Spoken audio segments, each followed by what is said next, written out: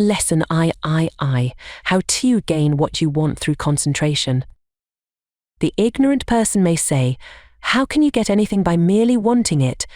I say that through concentration you can get anything you want. Every desire can be gratified, but whether it is will depend upon you concentrating to have that desire fulfilled. Merely wishing for something will not bring it. Wishing you had something shows a weakness, and not a belief that you will really get it. So never merely wish, as we are not living in a fairy age. You use up just as much brain force in vain imaginings as you do when you think of something worthwhile. Be careful of your desires, make a mental picture of what you want and set your will to this until it materializes.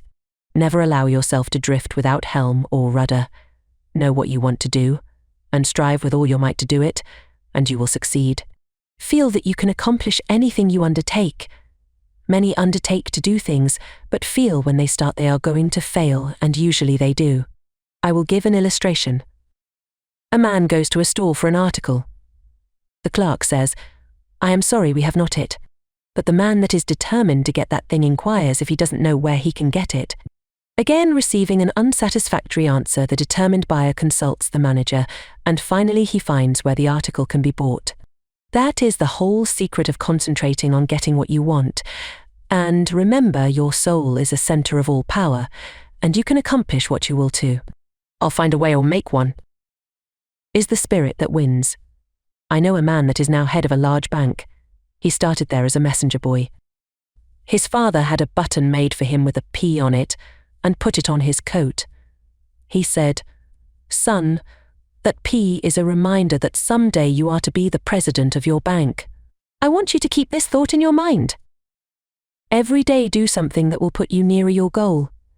Each night after supper he would say, "Son, what did you do today?" In this way the thought was always kept in mind. He concentrated on becoming president of that bank, and he did. His father told him never to tell anyone what that P stood for. A good deal of fun was made of it by his associates, and they tried to find out what it stood for, but they never did until he was made president, and then he told the secret.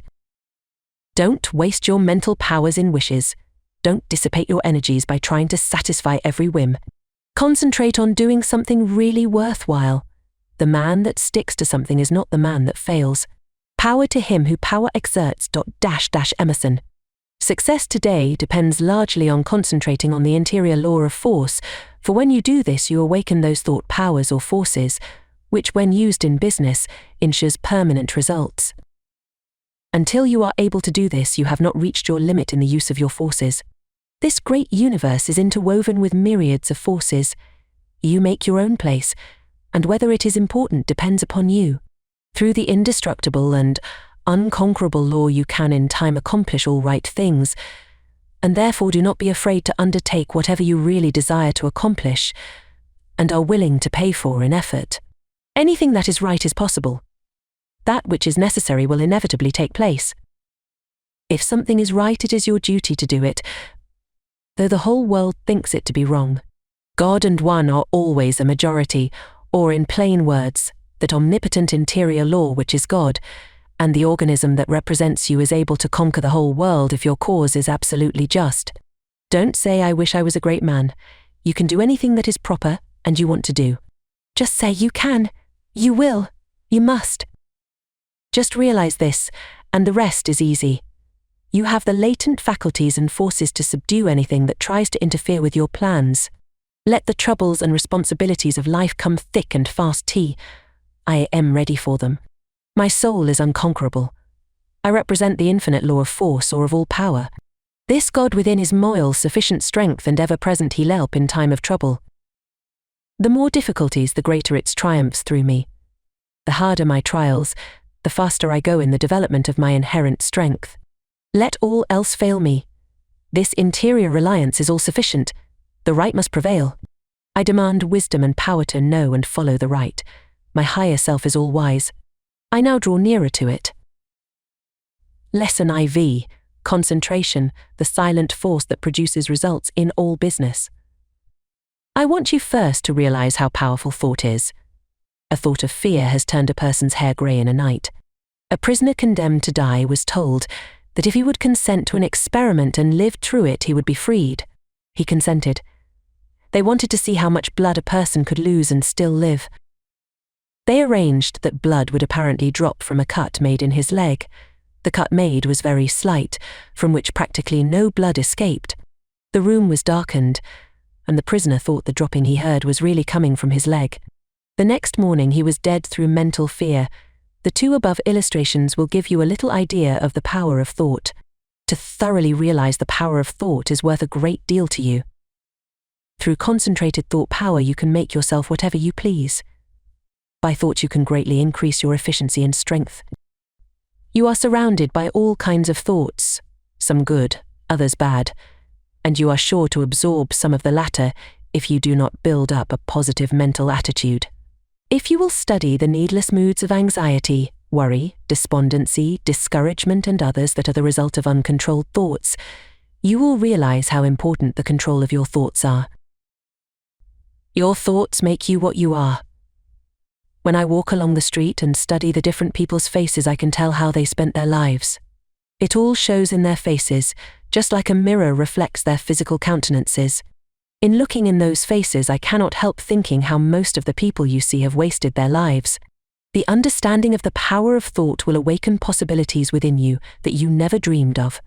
Never forget that your thoughts are making your environment your friends, and as your thoughts change, these will also. Is this not a practical lesson to learn? Good thoughts are constructive. Evil thoughts are destructive. The desire to do right carries with it a great power. I want you to thoroughly realize the importance of your thoughts and how to make them valuable, to understand that your thoughts come to you over invisible wires and influence you. If your thoughts are of a high nature, you become connected with people of the same mental caliber, and you are able to help yourself. If your thoughts are tricky, you will bring tricky people to deal with you who will try to cheat you. If your thoughts are right kind, you will inspire confidence in those with whom you are dealing. As you gain the goodwill of others, your confidence and strength will increase. You will soon learn the wonderful value of your thoughts and how serene you can become even when circumstances are the most trying.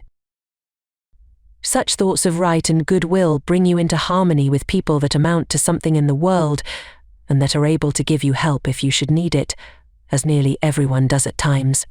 You can now see why it is so important to concentrate your thoughts in the proper channels.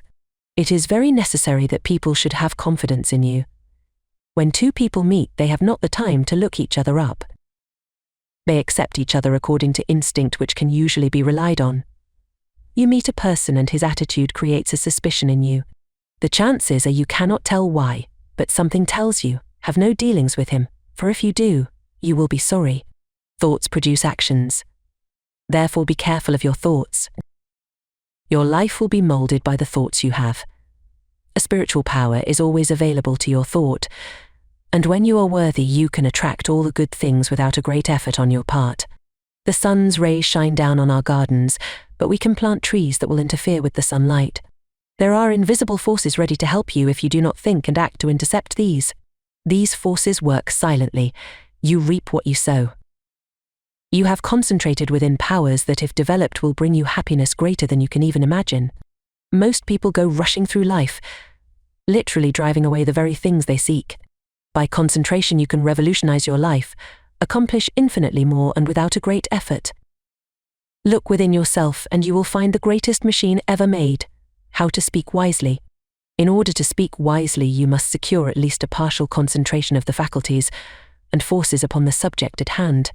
Speech interferes with the focusing powers of the mind, as it withdraws the attention to the external and therefore is hardly to be compared with that deep silence of the subconscious mind, where deep thoughts and the silent forces of high potency are evolved. It is necessary to be silent before you can speak wisely. The person that is really alert and well poised and able to speak wisely under trying circumstances is the person that has practiced in the silence. Most people do not know what the silence is and think it is easy to go into the silence, but this is not so. In the real silence, we become attached to that interior law and the forces become silent because they are in a state of high potency, or beyond the vibratory sounds to which our external ears are attuned.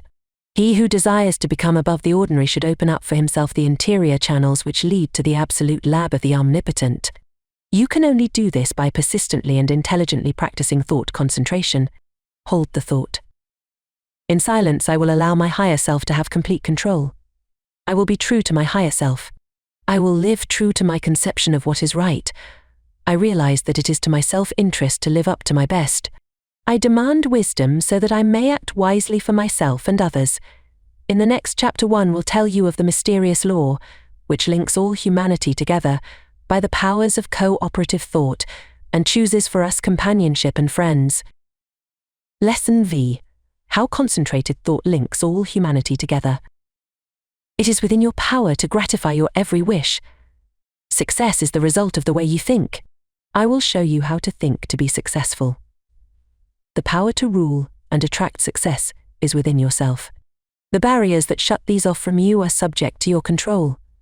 You have unlimited power to think, and this is the link that connects you with your omniscient source. Success is the result of certain moods of mind or ways of thinking. These moods can be controlled by you and produced at will. You have been evolved to what you are from a lowly atom because you possessed the power to think. This power will never leave you, but will keep urging you on until you reach perfection. As you evolve, you create new desires, and these can be gratified. The power to rule lies within you. The barriers that keep you from ruling are also within you. These are the barriers of ignorance. Concentrated thought will accomplish seemingly impossible results and make you realize your fondest ambitions. At the same time that you break down barriers of limitation, new ambitions will be awakened. You begin to experience conscious thought constructions. If you will just realize that through deep concentration you become linked with thoughts of omnipotence, you will kill out entirely your belief in your limitations, and at the same time will drive away all fear and other negative and destructive thought forces which constantly work against you. In the place of these, you will build up a strong assurance that your every venture will be successful. When you learn thus how to concentrate and reinforce your thought, you control your mental creations. They in turn help to mood your physical environment, and you become the master of circumstances and the ruler of your kingdom. It is just as easy to surround your life with what you want as it is with what you don't want. It is a question to be decided by your will. There are no walls to prevent you from getting what you want, providing you want what is right. If you choose something that is not right, you are in opposition to the omnipotent plans of the universe and deserve to fail. But if you will base your desires on justice and goodwill, you avail yourself of the helpful powers of universal currents, and instead of having a handicap to work against, can depend upon ultimate success, though the outward appearances may not at first be bright. Never stop to think of temporary appearances, but maintain an unfaltering belief in your ultimate success. Make your plans carefully, and see that they are not contrary to the tides of universal justice. The main thing for you to remember is to keep at bay the destructive and opposing forces of fear and anger and their satellites. There is no power so great as the belief which comes from the knowledge that your thought is in harmony with the divine laws of thought, and the sincere conviction that your cause is right. You may be able seemingly to accomplish results for a time, even if your cause is unjust, but the results will be temporary, and, in time, you will have to tear down your thought edifice and build on the true foundation of right. Plans that are not built on truth produce discordant vibrations and are therefore self-destructive. Never try to build until you can build right. It is a waste of time to do anything else. You may temporarily put aside your desire to do right, but its true vibrations will interfere with your unjust plans until you are forced back into righteous paths of power. All just causes succeed in time, though temporarily they may fail. So if you should face the time when everything seems against you, quiet your fears, drive away all destructive thoughts and uphold the dignity of your moral and spiritual life. Where there is a will, there is a way. The reason this is so is that the will can make a way if given the chance to secure the assistance of aiding forces. The more it is developed, the higher the way to which it will lead. When everything looks gloomy and discouraging, then is the time to show what you are made of by rejoicing that you can control your moods by making them as calm, serene and bright as if prosperity were yours. Be faithful in sowing the thought seeds of success, in perfect trust that the sun will not cease to shine and bring a generous harvest in one season. It is not always necessary to think of the success of a venture when you are actually engaged in it, for when the body is inactive, the mind is most free to catch new ideas that will further the opportunity you are seeking. When you are actually engaged in doing something, you are thinking in the channels you have previously constructed, and the work does not have to be done over again. When you are in a negative mood, the intuitions are more active, for you are not then controlling your thoughts by the will. Everything we do should have the approval of the intuition. When you are in a negative mood, you attract thoughts of similar nature through the law of affinity. That is why it is so important to form thoughts of a success nature to attract similar ones. If you have never made a study of this subject, you may think this is all foolishness, but it is a fact that there are thought currents that unerringly bring thoughts of a similar nature. Many persons who think of failure actually attract failure by their worries, their anxieties, their overactivity. These thoughts are bound to bring failure. When you once learn the laws of thought and think of nothing but good, truth, success, you will make more progress with less effort than you ever made before. There are forces that can aid the mind that are hardly dreamed of by the average person. When you learn to believe more in the value of thought and its laws, you will be led aright and your business gains will multiply. The following method may assist you in gaining better thought control. If you are unable to control your fears, just say to your faulty determination, "Do not falter or be afraid, for I am not really alone. I am surrounded by invisible forces that will assist me to remove the unfavorable appearances. Soon you will have more courage." The only difference between the fearless man and the fearful one is in his will, his hope. So if you lack success, believe in it, hope for it, claim it. You can use the same method to brace up your thoughts of desire, aspiration, imagination, expectation, ambition, understanding, trust and assurance. If you get anxious, angry, discouraged, undecided or worried, it is because you are not receiving the cooperation of the higher powers of your mind. By your will, you can so organize the powers of the mind that your moods change only as you want them to instead of as circumstances affect you. I was recently asked if I advised concentrating on what you eat or what you see while walking.